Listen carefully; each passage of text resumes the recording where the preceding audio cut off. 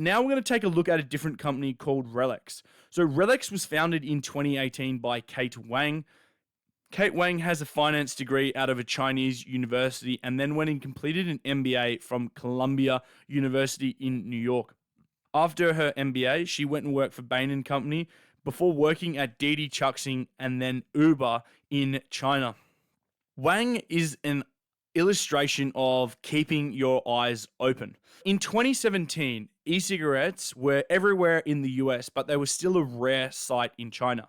I'm going to explain a graph that I'm looking at. In China, there was 0.5% of 308 million people using vapes.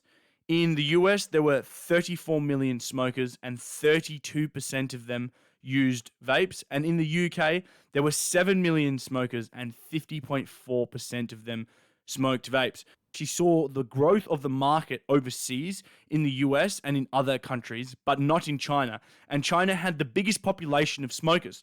Wang started the company off the back of that realization, realizing that vapes were growing everywhere except China. Guys, this is why we study these markets and what this podcast is about. If we see high growth markets in other countries, there is no reason why it cannot grow at the same rate, if not more, in our country. And we need to seize those opportunities. That is a textbook definition of spotting opportunity.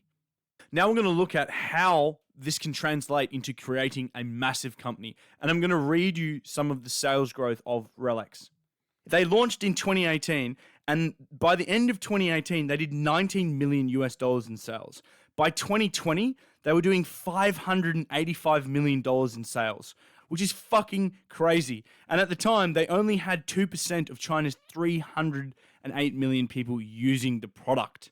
Their gross operating margins is 44%, which is insane. RELX's selling point was a sleek, easy to use vape with a handful of flavors. They also started going online. That was their main distribution strategy. However, the Chinese government cracked down on that, banning all online sales of vaping products. They pivoted into creating storefronts, and now they are up to about 5,000 different storefronts in 250 cities.